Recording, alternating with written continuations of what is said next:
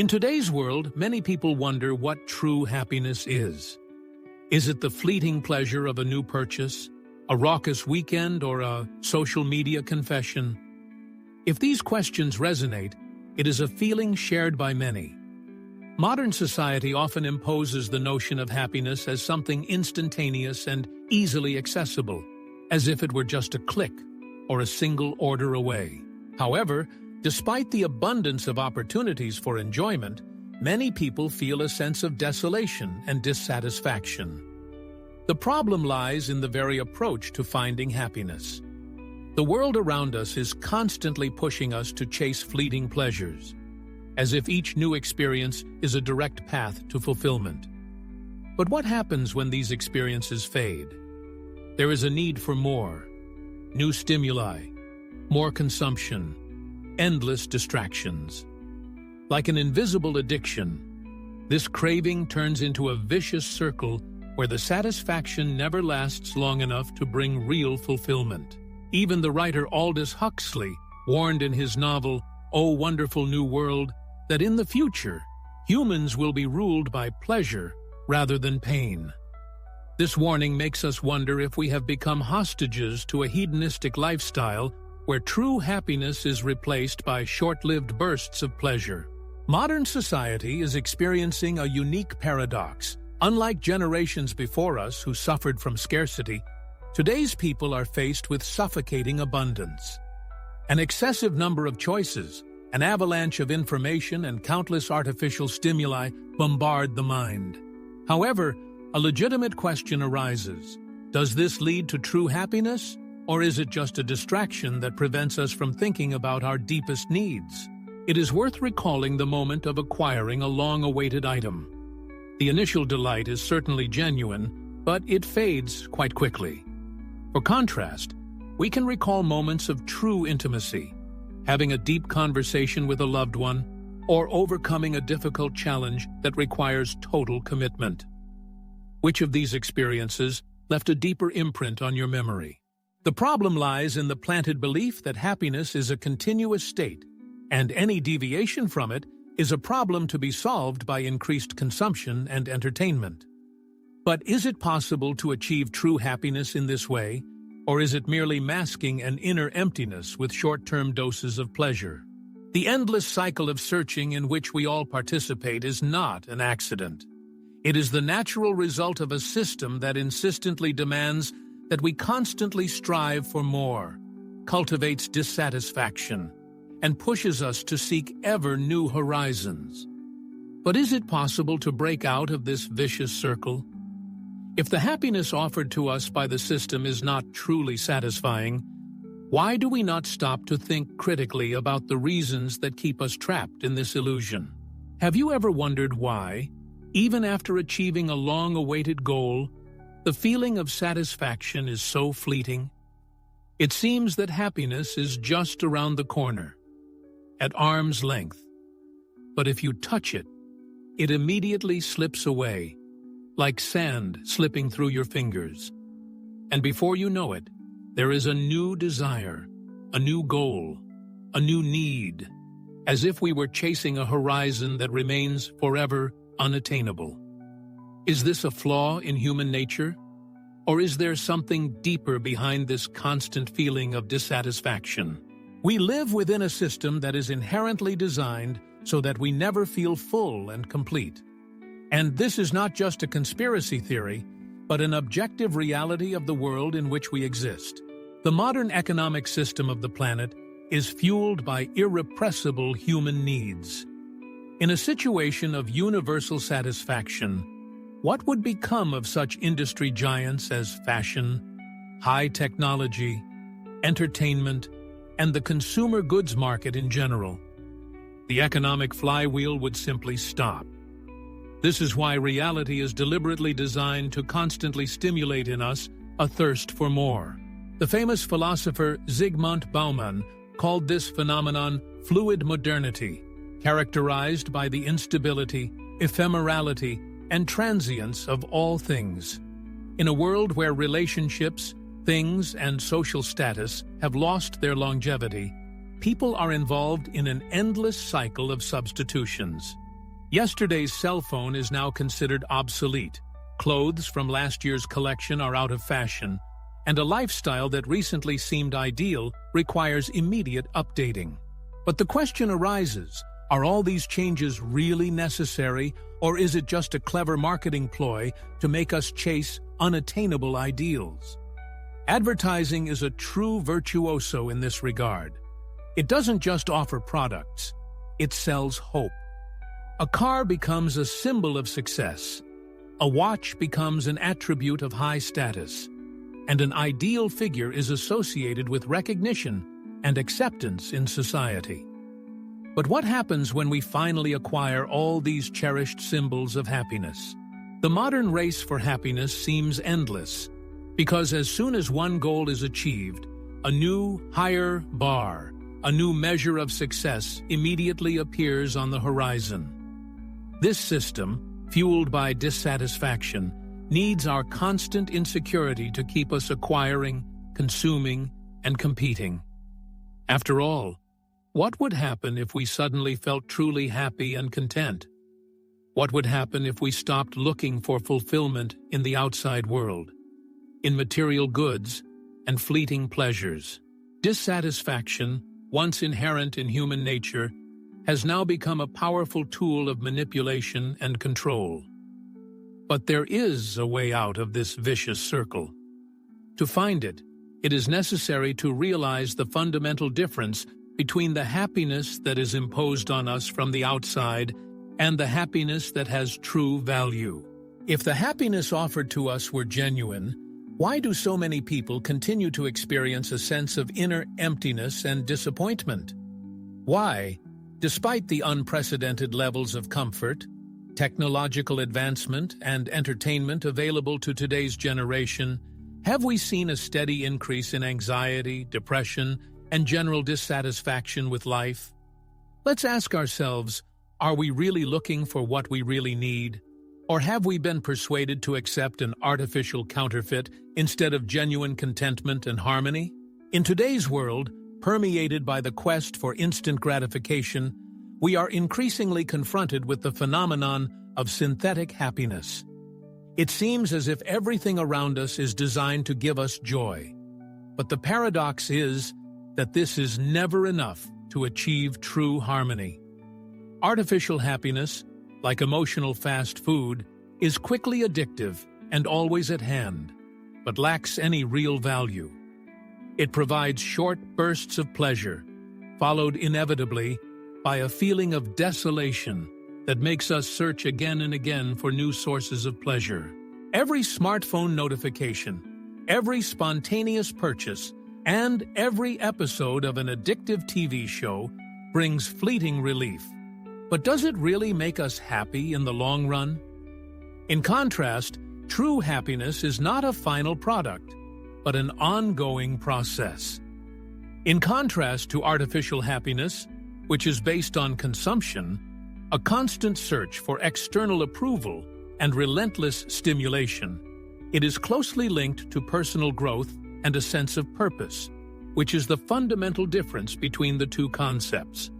Artificial happiness makes people dependent on external factors, while true happiness grows from within.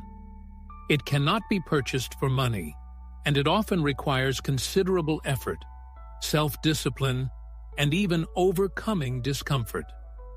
Psychologist Viktor Frankl, author of the famous book Man in Search of Meaning, convincingly argues that true satisfaction in life comes not from fleeting pleasures, but from realizing the meaning of one's existence. Viktor Frankl realized this knowledge in the most tragic of ways, surviving the nightmare of a Nazi concentration camp. In this hell, he noticed a pattern. Those prisoners who kept in their souls a high purpose, something worth fighting and living for, something beyond personal survival, showed remarkable resilience. They not only endured inhuman suffering, but also found a spark of meaning even in the most hopeless circumstances. This example brings us to a fundamental question. Does what we do with the time we have? What is more valuable? Aimless wandering through social media feeds, or live communication with a loved one. Of course, the first activity gives short-term flashes of pleasure, small dopamine injections with each new post or video. But in the end, it leaves a bitter aftertaste of aimlessly wasted time. Whereas a sincere meeting is always an exchange of energy, the establishment of a strong connection, an event that leaves an indelible mark on the soul. True happiness is not determined by the momentary intensity of pleasure, but by the lasting impact that an experience has on us. If true happiness gives us a sense of deep satisfaction and gives meaning to life, and surrogate happiness makes us chase after phantom mirages, why do so many people voluntarily remain trapped in this vicious circle? A possible answer lies in the peculiarities of human brain programming, its programmed response to external stimuli. What happens in neural networks when a person receives an unexpected message or makes an impulsive purchase? At that moment, there is a brief release of dopamine, a neurotransmitter that plays a key role in generating feelings of pleasure and reward. This mechanism pushes people to seek out what is potentially beneficial to their existence, which is vital to the survival of the human species. However, in today's world, where access to pleasure is available anytime, anywhere, through the simple touch of a gadget screen, the question arises, do people retain control of the situation, or have they become unwitting hostages of a system originally designed to induce addiction? The modern human brain is simply not adapted to processing the enormous flow of stimuli it encounters on a daily basis. In the distant past, dopamine served as a reliable survival aid. But today's immediate reward-oriented economy has turned this natural mechanism into a kind of trap.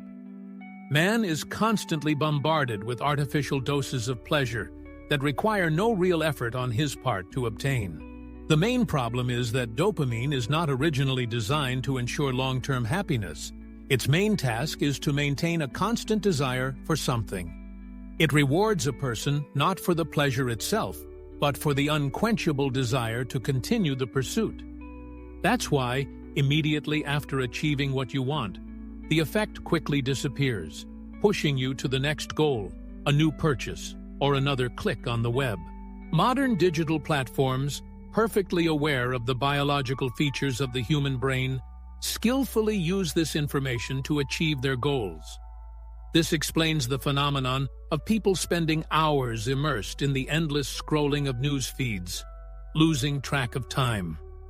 It is also the reason for the compulsive desire to check notifications, even when there is no reason to do so, as well as the feeling of anxiety that arises when there is no cell phone or activity.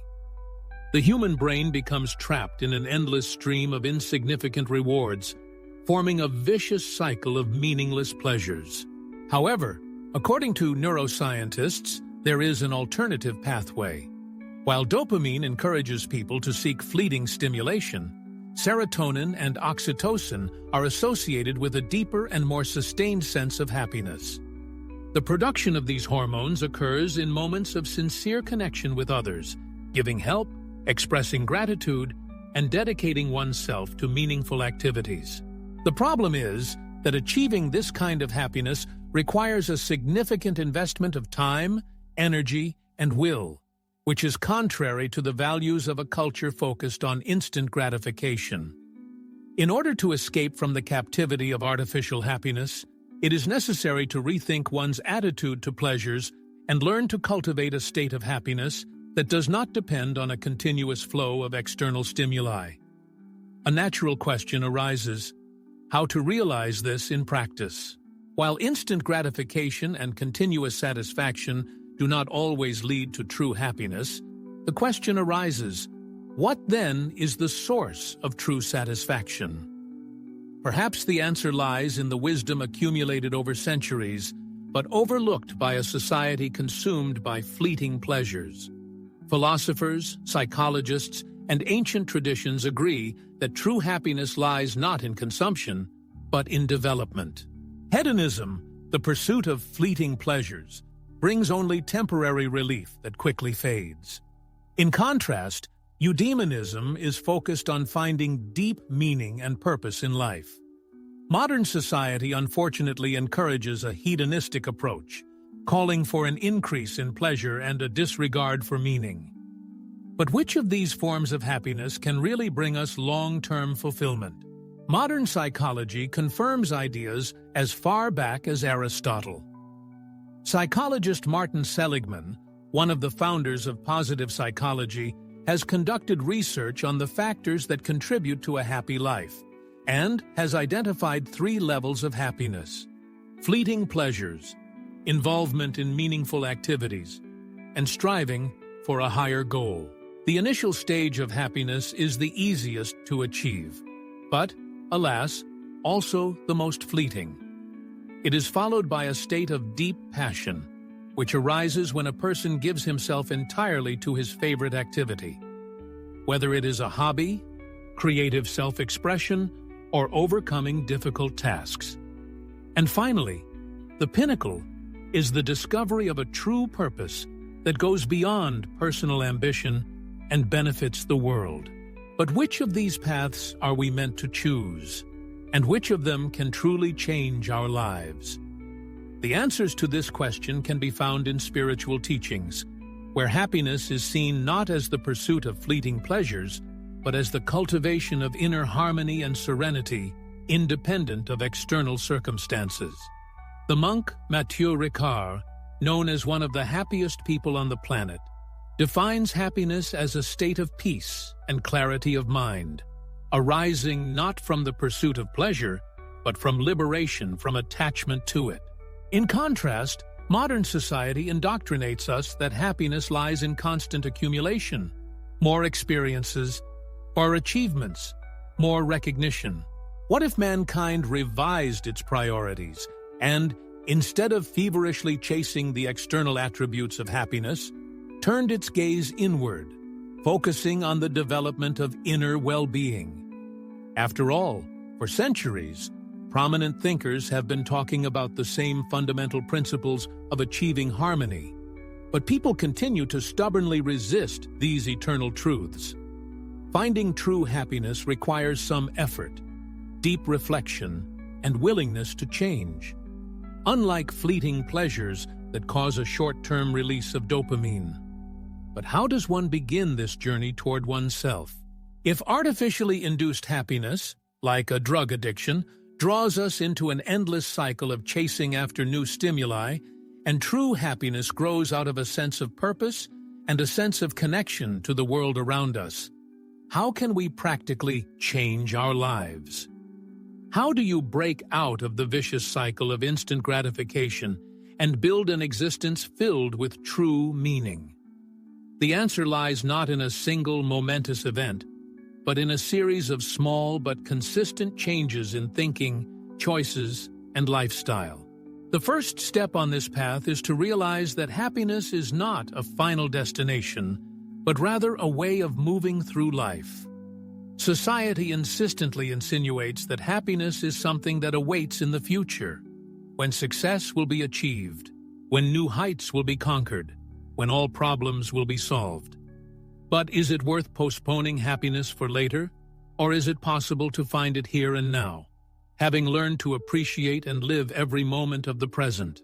According to the writer and thinker Henry David Thoreau, the pursuit of happiness is like chasing a butterfly. The more we try to catch it, the farther it flies away from us. However, if we stop this chase and just stay where we are, chances are that happiness itself will descend on our shoulder. Perhaps the fundamental mistake lies in the very notion that happiness is something to constantly strive for. What if instead we focused on cultivating happiness within ourselves, developing it through small but meaningful daily habits? Let's take a look at 5 practical approaches to help break the cycle of dissatisfaction and gain a new perspective on what really matters. First of all, we need to reduce the number of artificial stimuli in our lives. If an overabundance of dopamine makes us mindlessly engrossed in meaningless activities, reducing these stimuli can help us see reality more clearly. Try spending some time intentionally avoiding social media. Limit your consumption of entertainment content that carries no value and take time for silence and introspection. The initial discomfort will be a clear indication of how susceptible we are to these stimuli, but over time, the mind will find a new, calmer rhythm. The second important step is to rethink what brings us true satisfaction. Ask yourself this question: what have been the most meaningful and fulfilling moments in your life? What is it that shapes our sense of satisfaction in life? Fleeting impulses driven by consumer temptations, or deep experiences born out of genuine human connection and overcoming life's challenges? It is important to recognize what it is that leaves an indelible mark on our souls and to focus our energy on achieving those values. Instead of pursuing momentary pleasures, one should focus on creating a meaningful purpose. You don't have to set global goals. It's enough to find meaning in everyday activities. Focus your efforts on working on important projects. Support those around you. Develop your talents and create something new. True happiness lies not in fleeting pleasures, but in having a positive impact on the world. We should not forget that happiness requires active effort. Modern society often instills in us that satisfaction should be easy and instant. But the real value lies in things that take time and dedication. Deep relationships, self-discovery, and meaningful achievements don't happen overnight. Changing our approach to problem-solving allows us to value the process itself. Finally, moments of mindfulness and gratitude must be cultivated. True happiness eludes us if we search for it in reveries of the future or nostalgia for the past. It flourishes only in the present moment. The ability to experience the fullness of life here and now, to truly appreciate what is already ours, rather than lingering for the unfulfilled, radically transforms our understanding of fulfillment. Seemingly insignificant rituals such as meditative practices, keeping a gratitude journal, or solitary moments of reflection have amazing power to reconfigure our perception of the world. The simplicity of these methods is deceptive, for when practiced regularly, they revolutionize consciousness. They take us away from the vicious circle of endless consumption imposed by society and bring us back to the realization of fundamental values. But are we ready to embrace this change? Are we ready to break out of our illusions and face the truth? Perhaps the most important question everyone should ask themselves is, do we want to continue to drift along, unwillingly submitting to a system that capitalizes on our dissatisfaction? Or are we ready to create our own happiness, independent of external circumstances and fleeting trends? This choice is entirely within our power. If this video has resonated with you and made you think, then you belong to a community of people who can think critically and independently. By expressing your gratitude, you not only support the channel, but also help others see this content. Even if you don't have the opportunity to contribute, your likes and comments will be a powerful signal to the algorithms, promoting the video and spreading the message of mindfulness and self-development. The task of paraphrasing text requires a delicate approach that combines accuracy and creativity. Preserving the structure and scope of the original is a priority, while keeping the paraphrased text as close as possible to the original in size and organization. The original paragraph division and order of thoughts should remain intact, ensuring logical continuity. If expansion is required to maintain length, you should deepen thoughts, adding specific details and illustrative examples to enrich the content. Language enrichment is a key element of paraphrasing. The active use of synonyms, a variety of grammatical constructions, and expressive stylistic devices are intended to enliven the text and make it more attractive to the reader. It is important to avoid repetition and tautologies, striving for stylistic sophistication. Continuity of facts and terms is essential. Proper names, specialized terms, numerical data, and factual information should be kept intact, ensuring accuracy and credibility. Consistency of tone is another important aspect. The tone and style of the paraphrased text should be in harmony with the original, be it serious, casual, technical, or any other style. Maintaining a journalistic style of narration is a must. Clarity of the main idea is a prerequisite for successful paraphrasing. The paraphrased text should clearly and unambiguously reflect the main idea and purpose of the original text, ensuring comprehension and avoiding ambiguity. The narrative is in the third person, which gives the text objectivity and detachment.